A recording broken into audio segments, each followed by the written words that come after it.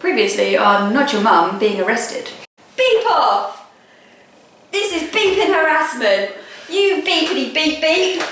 Beep! Hello, we are Not Your Mum, and this is part 2 of our videos about what to do if you're arrested. So, you've been arrested, you've been driven to the police station. Here, you'll meet the duty sergeant and various other police officers. Now, the first thing that will happen at the police station is that if you're under 18, which presumably you are, you will need an appropriate adult with you, and the police will want that appropriate adult to be a parent. Now, you might not want this to be your parents, because, you know, that you might think they're going to go freaking mad about you being arrested, but no one at this point is saying you're guilty. Being arrested, as we mentioned in the other video, doesn't mean that you're guilty. And if you were ill in hospital, you'd want your parents there, so the same kind of thing applies here. Yeah.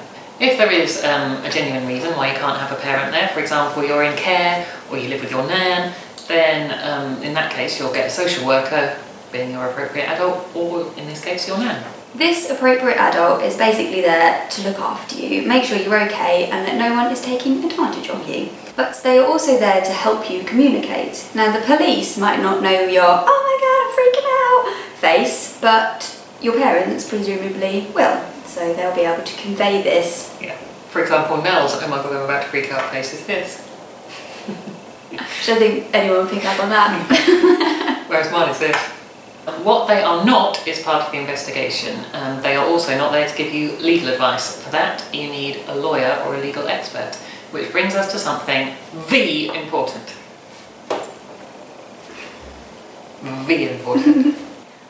When the police ask you if you want legal advice, say yes. Always, always say yes. Always. Always. Now, this doesn't mean you're guilty, obvs. It just means that you will get the best possible outcome, whatever the situation, whether you did the crime or not. Now, the police might be all, yeah, well, you know, we could get you one, but it will take a while. It's late. Yeah, we all want to get home.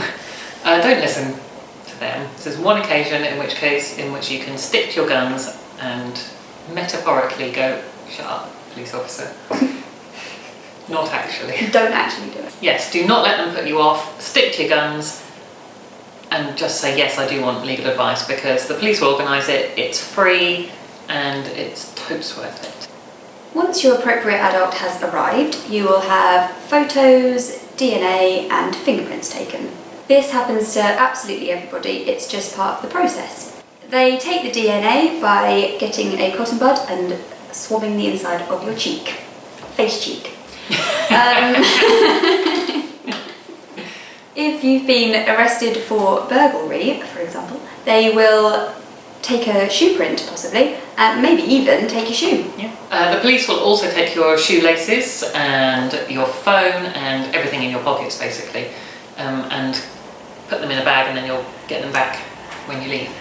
This is to stop you harming yourself or anyone else, and stop you contacting anyone. Talking of which, you're not entitled to a phone call. That's just a myth that you see on telly. Mm-hmm. So you're not entitled to any, but that doesn't mean that you won't get one if you ask very nicely. Mm-hmm. And they don't think you're calling anyone involved in the crime. Yes, in the incident.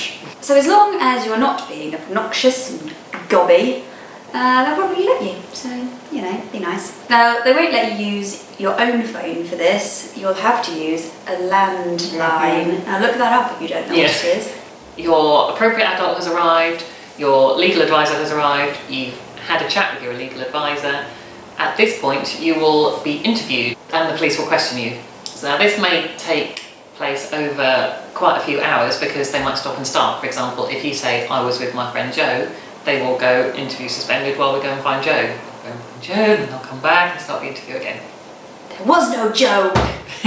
Or they'll go, "Yeah, you were. Yeah, all right. Off your pop." If the interview goes on for a very long time, or it starts late, then you might have to sleep in the cell. It's not a punishment. It's for your own safety, because lots of nasty types come into the police station, and you don't want to be in the front there where they're all going to come in and see you and be mean and nasty. Yeah, maybe say swear words at you. Yes, so it's for your own protection, just to keep you safe. Now, being in a cell is the boring because there's nothing to do and you haven't got your phone and all that stuff. So don't be scared to ask the police if they have a newspaper or anything else hanging around that you can read. You can also ask for toothpaste and toothbrush, or even if you can have a shower.